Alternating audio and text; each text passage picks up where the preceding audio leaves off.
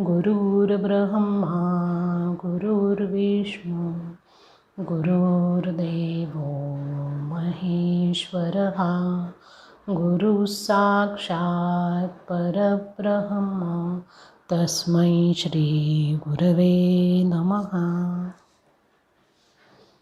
नमस्कार. आपण गुरु साक्षात परब्रह्म ही संकल्पना पाहतो आहोत आणि ही संकल्पना आपल्याला नीट समजून घ्यायची असेल तर या विषयाचे जे सूक्ष्म असे पदर आहेत, पैलू आहेत, त्यांचाही आपण विचार करायला हवा. ज्या वेळेला गुरु असं आपण म्हणतो त्यावेळेला त्या गुरूंचं ज्ञान जो कोणी अपेक्षित करतो त्याला शिष्य असं म्हटलं जातं. की मला ज्ञान हवं आहे, मला माझं आंतरिक विश्व समजून घ्यायचं आहे, माझ्या आतमध्ये जे सच्चिदानंद तत्व वास करतं आहे, आत्मतत्व आहे, ते मला पाहायचं आहे, जाणून घ्यायचं आहे. त्याच्याकरता म्हणून गुरु आणि शिष्य अशी ही जोडी अगदी सृष्टीची जेव्हा उत्पत्ती झाली तेव्हापासून आपल्याला पाहायला मिळते आणि तेव्हापासून ही ज्ञानाची परंपरा आजपर्यंत आहे त्याच पद्धतीने बहरलेली दिसते. अगदी सृष्टीची निर्मिती झाल्यानंतर ही सृष्टी नेमकी कोणी निर्माण केली, कशी निर्माण केली, त्याच्यामागे मुख्य तत्व काय आहे हे पहिल्यांदा ब्रह्मदेवांनी नारदांना सांगितलं. नारद ब्रह्मदेवांचे पुत्र आहेत, मानसपुत्र, आणि शिष्यही आहेत. त्याचं चिंतन त्यांनी केलं, ते ज्ञान आपल्यामध्ये आत्मसात केलं, स्थिर केलं. त्यानंतर हीच जिज्ञासा भगवान वेदव्यासांच्या मनामध्ये निर्माण झाली आणि त्यांना देवर्षी नारदांनी हे गुह्य जे आहे ते सांगितलं. त्यानंतर भगवान श्री वेदव्यासांनी त्यांचा मुलगा भगवान शुकदेव, की जे जन्मतःच आत्मस्वरूपी तल्लीन होते, त्यांना हे ज्ञान शब्दांमधून सांगितलं आणि ते जे मुख्य तत्व आहे त्याची भक्ती कशी करायची आणि भक्तीमध्ये किती आनंद मिळतो हे त्यांना शिकवलं. आणि त्याच्यानंतर मग हे ज्ञान गुरु शिष्य या परंपरेने आत्तापर्यंत आलेलं आपण पाहतो. मग पुन्हा आपल्याला असा प्रश्न निर्माण होतो की मग गुरु शिष्य परंपरेने जर हे ज्ञान येत असेल तर मग एवढ्या शाखा संप्रदाय आपल्याकडे का आहेत?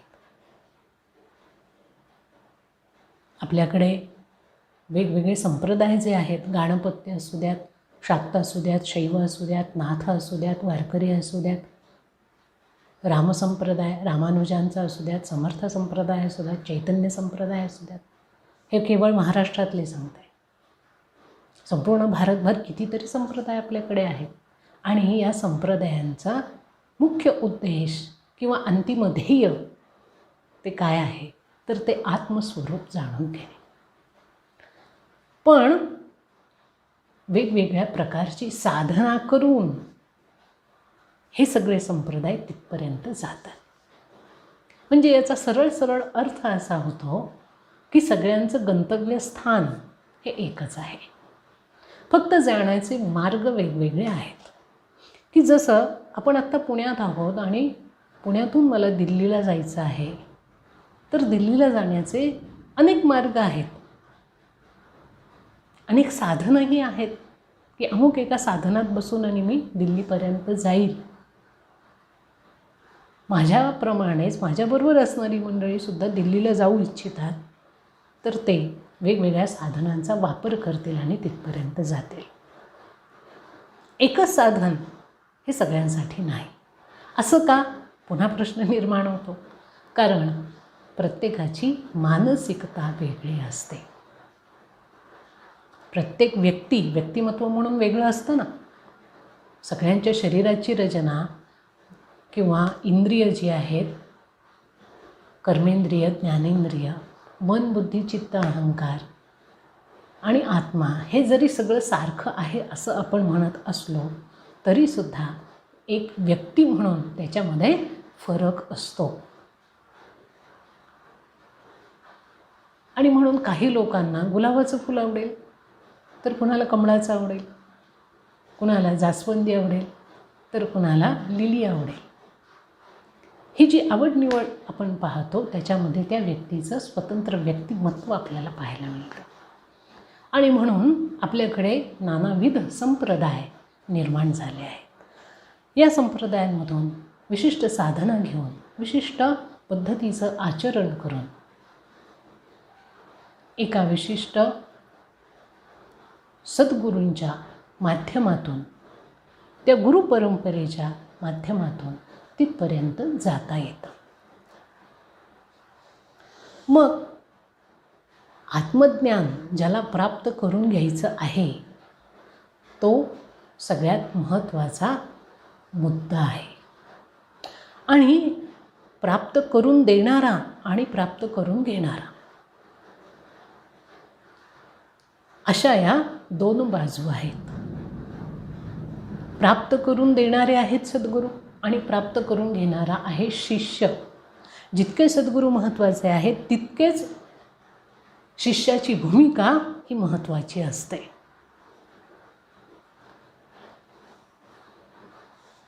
मग तो जो शिष्य असतो तो ज्या वेळेला एखाद्या विशिष्ट गुरूंकडनं अनुग्रहित होतो, त्याला दीक्षा प्राप्त होते, त्यावेळेला त्याला शिष्य म्हटलं जातं. त्याआधी आपण त्याला साधक म्हणून ओळखतो की तो थोडीशी कुठेतरी साधना करतो, कुठेतरी काहीतरी ऐकतो, प्रयोग करून पाहतो. आणि तो साधक कसा असतो किंवा कसा असावा की ज्यांना आत्मज्ञान प्राप्त करून घ्यायचं आहे तो साधक जिज्ञासू असावा लागतो. जो जिज्ञासू आहे, ज्याला कायम प्रश्न पडतात, तोच ज्ञान मिळवतो. व्यावहारिक जीवनामध्ये देखील आपण पाहतो ज्या लोकांना कुठल्याही शंका येत नाहीत, जे जसं आखलेलं आहे त्या पद्धतीने एका विशिष्ट चाकोरीमध्ये लोक राहतात, त्यांचा विकास फारसा होत नाही. पण जे लोक जिज्ञासू असतात, शंकेखोर असतात, कायम त्यांना शंका येते की हे असं का आहे, असं का नाही, आणि त्या शंका त्यांचं निरसन करण्याकरता, जिज्ञासांची तृप्ती करण्याकरता हे लोक धडपडतात. जे सुज्ञ आहेत, जे जाणकार आहेत, त्यांच्याकडे जातात आणि आपल्या जिज्ञासांची पूर्ती करून घेतात. म्हणून ज्यांना कोणाला आपल्याला आत्मस्वरूपापर्यंत जाण्याची इच्छा असेल त्यांच्यामध्ये पहिला गुण हा जिज्ञासा असावा लागतो. आपण शिष्याची भूमिका थोडक्यात समजून घेऊ आणि पुन्हा आपण गुरुतत्वाकडे येणारच आहोत.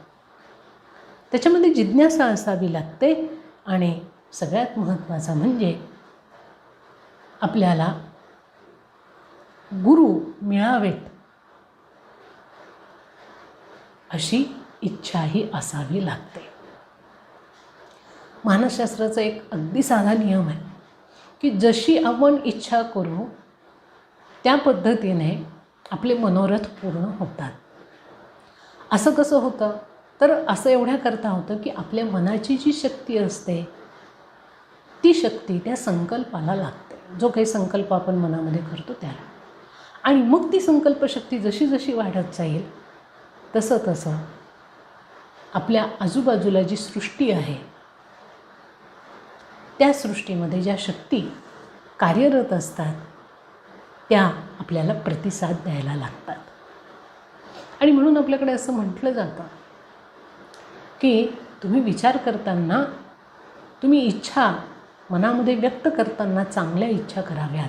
वाईट इच्छा माणसाने मनात धरू नये. कारण तुम्ही चांगली इच्छा करा, वाईट इच्छा करा, ती कालांतराने पूर्ण झाल्याशिवाय राहत नाही. म्हणून चांगली इच्छा करावी की मला जर एवढं चांगलं जीवन मिळालेलं आहे, मानवी देह मिळालेला आहे, चांगल्या कुटुंबात माझा जन्म झाला आहे, चांगले संस्कार मला आईवडिलांनी दिले आहेत, चांगली माणसं माझ्या आजूबाजूला मित्रमंडळी म्हणून आहेत, तर मी माझ्या जीवनाचा चांगल्या पद्धतीने उपयोग करून घ्यायला नको का? केवळ जीवनामध्ये उपभोगाच्या वस्तू धनसंपदा एवढं मिळवणं आणि त्याच्यावरती तृप्त राहणं हे काही मानवी जीवनाचं ध्येय नव्हे. मानवी जीवनाचं ध्येय त्याच्या पुढे आहे. ही संसारात संपन्नता आली, सर्व प्रकारच्या जबाबदाऱ्या आपण पार पाडतो आहोत, तेवढी क्षमता आपल्याला परमेश्वराने दिली आहे. दुसऱ्या बाजूला आपण साधना देखील सुरू करायला हवी. मग कुठली साधना करावी? आपल्याकडे तर भरपूर साधना आहेत, त्याच्यामध्ये आपला गोंधळ निर्माण व्हायला लागतो. तर अगदी प्राथमिक अवस्थेमध्ये साधकांनी काय करावं तर सद्ग्रंथांचं वाचन करावं. मग सद्ग्रंथ कोणते? तर श्रीमद्भगवद्गीता आहे, श्रीमद्भागवत आहे. अगदी महाराष्ट्राचा आपण विचार केला तर ज्ञानेश्वरी आहे, नाथ भागवत आहेत, आपल्या सगळ्या संतांचे अभंग आहेत. या ग्रंथांमधून आपल्याला बऱ्याच गोष्टी समजायला लागतात. सद्ग्रंथांचं वाचन आपण करावं. त्या वाचनातून अनेक शंकांचं निरसन व्हायला लागतं, जिज्ञासांची पूर्ती व्हायला लागते. आपलं जीवन, मानवी जीवन किती महत्त्वाचं आहे, या जीवनातला प्रत्येक क्षण हा आपण कशा पद्धतीने जगायला हवा हे आपल्याला कळायला लागतं. म्हणून सद्ग्रंथांचं वाचन हवं. चांगल्या गोष्टी आपण ऐकायला हव्यात. प्रवचन असेल, कीर्तन असेल, उद्बोधन असेल, शक्यतो संतांचंच ते असावं. हे जसं जसं आपण करायला लागतो तसं तसं आपल्या मनाची एक भूमिका तयार व्हायला लागते. काय होतं की आध्यात्मिक जीवन किंवा आत्मा, ते सच्चिदानंद तत्त्व आपल्या शरीरामध्ये आहे की नाही हे आम्हाला माहिती नाही. सगळे लोक म्हणतात आहे म्हणून आम्ही मानतो ते आहे. मग ते कुठे आहे, कसं आहे, त्याला प्राप्त कसं करून घ्यायचं, ते सगळ्यांना शक्य आहे का, असेही अनेक प्रश्न मनामध्ये उपस्थित होत असतात. आणि ते मिळवून घ्यायचं असेल तरच आपल्याला गुरूंची आवश्यकता भासते ना. मग गुरूंना आपल्याला प्राप्त करायचं आहे तर ते गुरु कसे असावे, काय असावे, हेही आपण पाहायला हवं. आणखीन एक गोष्ट लक्षात घ्यायला हवी की काही लोकांना इच्छा असते आपण आपलं जे आंतरिक विश्व आहे ते जाणून घ्यावं, पण त्याचबरोबर आपला संसारही सुखाचा व्हावा. मग आपल्याला नेमके कुठल्या प्रकारचे गुरु हवे आहेत हे आधी आपण ठरवायला हवं. कुठल्या प्रकारचे याचा अर्थ असा की काही लोकांना गुरु हे केवळ आपल्या प्रश्नांची उत्तरं देणारी असावीत असं वाटतं. आपण गुरूंनी सांगितल्यानंतर, उत्तरं दिल्यानंतर त्याचा अभ्यास करावा, त्याचं चिंतन करावं, त्याचं मनन करावं, ही भूमिका त्यांना मान्य नसते. त्यांच्या प्रश्नांची फक्त उत्तरं त्यांना अपेक्षित असतात. काही जे लोक असतात ते आपल्या जीवनामध्ये येणाऱ्या ज्या समस्या आहेत त्या समस्या सोडवण्याकरता त्यांना गुरूंची आवश्यकता असते. की मला नोकरी नाही आहे, माझा धंदा नीट चालत नाही आहे, अनेक अडचणी येत आहेत, भरपूर कर्ज माझ्यावरती झालं आहे, मग आता माझी याच्यातून सुटका कधी होणार, कशी होणार, त्याच्याकरता त्यांना गुरूंची आवश्यकता लागते. काही लोकांना मोठ्या मोठ्या व्याधी असतात, त्या व्याधींमधून सुटण्याकरता त्यांना गुरूंची आवश्यकता भासते. आणि काही लोक जे असतात त्यांना या गोष्टी कुठल्याही नको असतात, त्यांना केवळ आत्मज्ञान प्राप्त करून घेण्याची इच्छा असते. अंतरात्म्यापर्यंत आपण पोहोचावं, ते जाणावं, ही इच्छा त्यांना असते. आणि ती इच्छा पूर्ण करणारे, त्या मार्गाने घेऊन जाणारे मार्गदर्शक गुरु त्यांना हवे असतात. आपण या ज्या भूमिका सांगितल्या त्याच्यामध्ये आपण कुठे बसतो हे आपण पाहायला हवं. आपण म्हणजे साधकाने. कारण जोपर्यंत तो हे निश्चित करत नाही की मला कुठल्या प्रकारचे गुरु हवे आहेत, तोपर्यंत त्याचा भ्रम गोंधळ हा वाढलेला असतो किंवा तो वाढत जातो. पुन्हा इथे एक प्रश्न काहींच्या मनामध्ये उपस्थित होऊ शकतो की जे आध्यात्मिक गुरु असतात ते आपल्या शिष्यांच्या संसारातल्या अडीअडचणी सोडवत नाहीत का? सोडवतात ना. सोडवत नाही अशातला भाग नाही. पण याचा अर्थ शिष्याने असा करून घेऊ नये की आपल्या जीवनातला जे जे काही वाईट कर्म सगळे आपण करू त्या सगळ्याचा गाळ काढण्याकरता आपले गुरु नाहीत. आपण कसंही वागावं, कसंही कर्म करावं आणि त्याचा दोष लागल्यानंतर त्याचा जो काही त्रास होतो त्या सगळ्या त्रासातून गुरूंनी आपल्याला मुक्त करावं आणि मग मी माझा आध्यात्मिक प्रवास नीटपणाने करेल असाही विचार करणारे महाभाग कमी नसतात. काही तर असे असतात की गुरूंना दाखवतात की मी तुमचा अनन्य असा शिष्य आहे, तुमची माझ्यावर कृपा देखील खूप आहे, पण माझं एवढं छोटंसं काम करून टाका. माझा मुलगा पास होत नाही आहे, काय करू मी, काय सांगू मी त्याला. म्हणजे काय झालं की गुरूंनी ते काम करावं. अहो, तुमच्या संसारातल्या गोष्टी करण्याकरता गुरु असतात का? निश्चितच नाही. गुरु आपण साक्षात परब्रह्म म्हटलं आहे आणि हे जे परब्रह्म आहे हे आपल्याला ज्ञान देण्याकरता एका विशिष्ट देहामध्ये देहधारी होऊन आपल्या जीवनात आलेलं असतात. मग ते जर आपल्या जीवनामध्ये आपल्याला आत्मज्ञान देण्याकरता ब्रह्मज्ञान देण्याकरता आलेले असतील तर त्यांच्याकडून संसारातले आपले जे कर्माचे नको ते उकिरडे आपण साफ करून घ्यायचे का? याचं तारतम्य आपण ठेवायला नको का?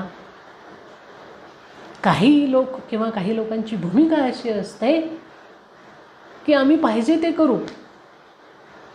गुरूंची इच्छा काय आहे, गुरु काय सांगता आहेत त्याला किंमत न देता, त्याला महत्त्व न देता आमच्या मनाला जे वाटेल ते आम्ही करू, आम्ही तसं वागू आणि गुरूंनी आम्हाला त्याची मान्यता द्यावी. म्हणजे आम्ही कसंही वागू आणि गुरूंनी हो हो म्हणावं आणि तेच योग्य आहे असं उदोउदोही करावं. अशा अनेक भूमिका साधकांच्या असतात. या भूमिका ज्या वेळेला आपण गुरु करतो त्याही वेळेला कमी होत नाहीत. ह्या पहिल्यापासूनच भूमिका असतात. पण ज्या वेळेला गुरूंचा लाभ आपल्याला होतो आणि गुरु सांगतात त्या पद्धतीने तो साधक आपली साधना करतो, आपल्यावर संयम आणण्याचा प्रयत्न करतो, विशिष्ट आचरण करतो, गुरुजी जे जे सांगतील त्याच्यावर पूर्ण विश्वास ठेवून त्याच पद्धतीने वागतो, त्याच वेळेला तो खऱ्या अर्थाने शिष्य होतो आणि मग त्याची वाटचाल जी आहे ती उत्तम पद्धतीने व्हायला लागते. बऱ्याच वेळेला काही लोकांच्या मनामध्ये असे भाव असतात की आम्ही आता गुरु केले आहेत त्यामुळे आमचा सगळा भार आता गुरूंनी वाहावा. सगळा भार आम्ही काहीही करणार नाही, गुरूंची इच्छा असेल तर आम्हाला ज्ञान होईल. असं कधी होतं का? प्रत्येकाला आपला आपला प्रयत्न करावा लागतो. ठीक, घरामध्ये आई असते, आई आपल्या मुलांसाठी छान असं जेवण तयार करते, त्यांचं पोषण कुठल्या कुठल्या घटकांनी होईल याचा विचार ती करते, सुग्रास जेवण मुलांपुढे ठेवते, ते उचलून तोंडात घालणं आणि चावणं हे तर आपलं काम असतं की नाही. काही वेळेला आई भरवते देखील, पण तोंडात घेतलेला घास जर मुलांनी चावलाच नाही तर त्याचे पुढचे जे काही 7 धातू त्याच्यापासून तयार होते ते होतील का नीटपणाने? होणार नाही. त्या अन्नाविषयी अनास्था दाखवली, तोंडात घातलेलं अन्न काढून टाकलं किंवा मला हे आवडत नाही, मला ते चालत नाही असं जर कायम मुलांनी किरकिर सुरू केली तर बघा ती मुलं कुपोषित होतात. त्यांच्या अंगी लागत नाही असं आपण म्हणतो, तसंच ज्ञानाचं देखील असतं. हे ज्ञान ज्या वेळेला गुरु आपल्याला देतात त्यावेळेला कुठलीही किरकिर करायची नसते. आणि ह्या सगळ्या गोष्टींचा विचार गुरु करण्याआधी आपण करायचा असतो. गुरूंची प्राप्ती जी आपल्याला करून घ्यायची असते ती आपण कुठल्या हेतूने करणार आहोत, कशासाठी आपल्याला गुरु पाहिजेत, हा आपला विचार पूर्णपणे स्पष्ट असावा लागतो. नाही तर मग सगळा गोंधळ होतो. गुरु शिष्यांना ज्ञान देण्याच्या माध्यमातून आपल्या जवळ करतात, अनुग्रह देतात आणि शिष्यांना ते अमृत नको असतं. त्यांना संसारातल्या गोड वाटणाऱ्या गोष्टी हव्या असतात. आणि मग दोघांचं जे ट्युनिंग ज्याला म्हणतो आपण ते साधलं जात नाही. आणि मग आम्ही इतके वर्ष झाले साधना करतोय पण ती सफल होत नाही, म्हणून शिष्य निराश होतात. आणि गुरु तर म्हणतात की मला जे काही त्याच्याप्रती करायचं होतं, जे ज्ञान मला त्याला द्यायचं होतं ते मी दिलेलं आहे. ते सांभाळणं, ते राखणं, ते विकसित करणं हे शिष्याचं काम आहे, ते माझं काम नव्हे. आणि मग हे गुरु चांगले नाहीत, ते गुरु चांगले नाहीत, मग अमके करू तमके करू असा मग सगळा भाव निर्माण होतो. मग कुठेही एका ठिकाणी स्थिरता शिष्यांना येत नाही. म्हणून सद्गुरूंची प्राप्ती आपल्याला व्हावी असं वाटत असेल तर आधी आपली सद्गुरू कशाला हवे असे आहेत याची कन्सेप्ट क्लिअर असणं गरजेचं आहे. मग आपल्याला गुरु प्राप्त करायचे आहेत. गुरु काय प्रत्येक वेळेला आपल्या दारात येऊन उभे राहत नाहीत. त्याच्यासाठी आपली धारणाही तेवढी असावी लागते, म्हणजे साधकाची. जसं मगाशी सांगितलं की आपण काही सद्ग्रंथांचं वाचन करावं, थोडीशी साधना आपण सुरू करावी. ॲटलिस्ट एखाद्या नामस्मरणाचा रोजचा आपला नियम आपण करावा, जो काही आपल्याला आवडतो. रामनाम असेल, श्रीकृष्णाचं नाम असेल किंवा जे काही असेल ते, ती थोडीशी साधना आपण करावी. आणि जे गुरुपदावर लोक आहेत त्यांचा संग काही प्रमाणात आपण सुरुवातीला करावा. हा संग फार आवश्यक असतो, कारण गुरु म्हटलं की ते कसे आहेत, काय आहेत, त्यांचा आचार कसा आहे, विचार कसा आहे, ते आत्मभावामध्ये किती रममाण असतात, बाह्य जगामध्ये किती रमतात, हेही थोडंसं जाणणं आवश्यक असतं. असं का? कारण हल्लीचा जमाना असा आहे की कुणी उठतं आणि स्वतःला गुरुदेव म्हणून, गुरु म्हणून घोषित करून टाकतं. मी गुरुदेव आहे, मला तुम्ही गुरुदेव म्हणा. किंवा आपलं नाव लिहिताना आपणच आपल्या नावापुढे गुरुदेव लिहिणारी लोक हल्लीच्या काळात कमी नाही. काही गुरुदेव किंवा गुरु या पदावर असणारी अशी जी मंडळी असतात त्यांची वाणी उत्तम असते, उत्तम बोलतात आणि त्यांच्या बोलण्याने लोक आकर्षित होतात. काहींचं व्यक्तिमत्व उत्तम असतं, त्या व्यक्तिमत्वाच्या प्रभावाने लोक आकर्षित होतात. काही लोक आपला जो आचार आहे, आचरण आहे,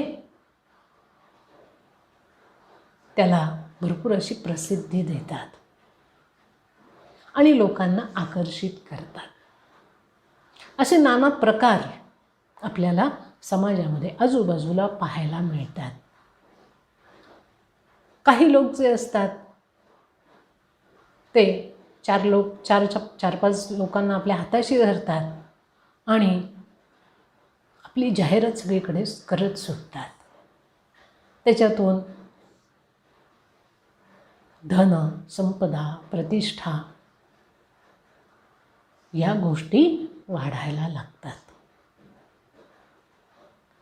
आणि खूप बोलबाला झाला की मग लोक कुठलाही विचार न करतात हा गेला, तो गेला, त्याच्यामागे तो गेला, म्हणून आपणही त्यांच्या मागे जातात. आणि मग तो जो एक व्यक्तिमत्वाचा प्रभाव असेल, वाणीचा प्रभाव असेल, ते जे काही कर्म दाखवतात करताना, आम्ही इतक्या वाजता उठतो, आम्ही हे करतो, आम्ही ते करतो, तो प्रभाव काही काळाने कमी होतो.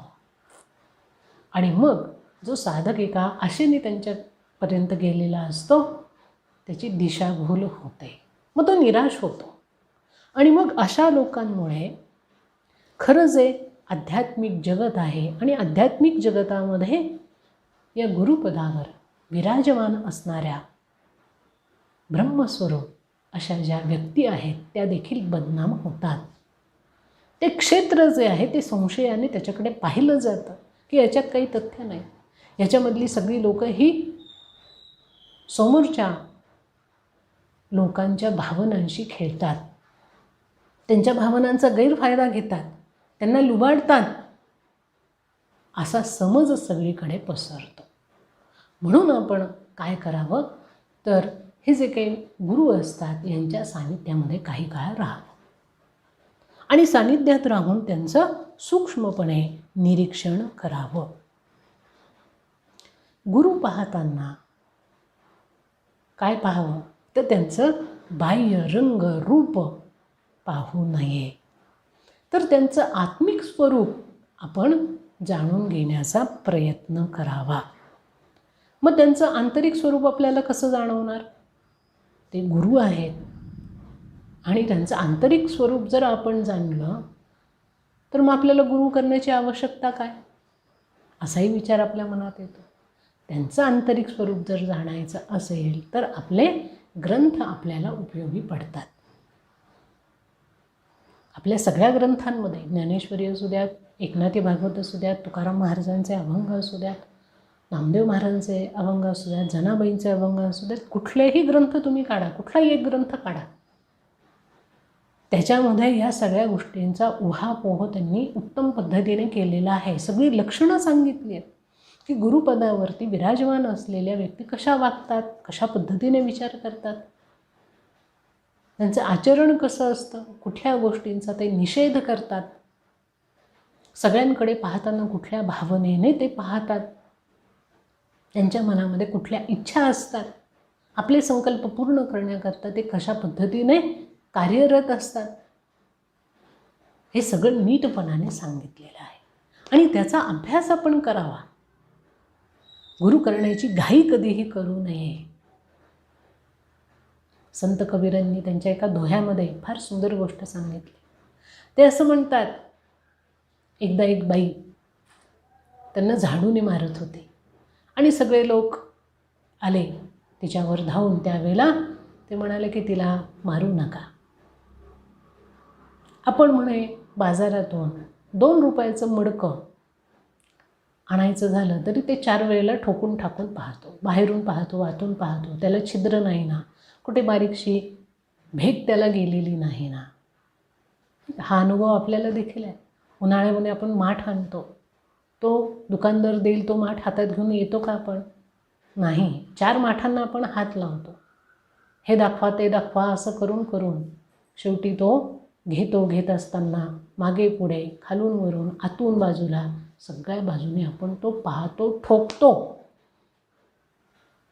तो कच्चा नाही ना, त्याला तडा गेला नाही ना, बारीकशी त्याला छिद्र नाही ना, तो घरी नेल्यावर लगेच फुटणार तर नाही ना, हे आपण नीट पाहून घेतो आणि मग 2 रुपयाचा माठ आपण विकत आणतो. तर आपल्या जीवनभरासाठी आपण गुरु करणार असतो. मग त्या गुरूंना दुसरं कोणी गुरु केलं म्हणून लगेच आपण डोळे बंद करून लगेच गुरु करायचं का? तर नाही. त्या गुरूंना देखील आपण नीट तपासून घेतलं पाहिजे की ही व्यक्ती नेमकी कशी आहे, काय आहे. कुठलीही घाई करण्याची आवश्यकता नाही. आणि जर आपण घाई केली नाही, आपल्या ग्रंथांचा आधार घेतला, त्याच्यामध्ये सांगितलेल्या गोष्टींचं चिंतन केलं आणि त्या गोष्टी लावून पाहण्याचा प्रयत्न केला तर आपली फसवणूक होत नाही तर मग फसवणूक होण्याची शक्यता असते. आणि फसवणूक करणारे गुरु कसे असतात हे देखील या ग्रंथांमध्ये नीटपणाने सांगितलं आहे. तुकाराम महाराजांचे अभंग वाचा,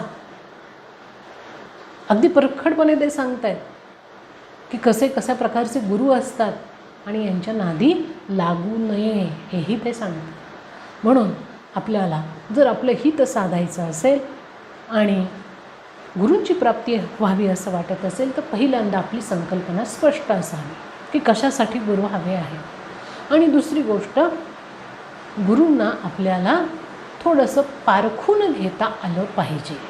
त्याच्याकरता आपली धारणा ही नीट असायला हवी, आपलं मन स्थिर असायला हवं. कुठल्याही प्रभावाखाली, कुठल्याही दडपणाखाली आपण न राहता आपल्या विवेकी बुद्धीने विचार करून मग आपण निर्णय करण्याची कुवत आपल्यामध्ये असायला हवी, तरच ही गोष्ट शक्य आहे. आज या ठिकाणी आपण थांबूया.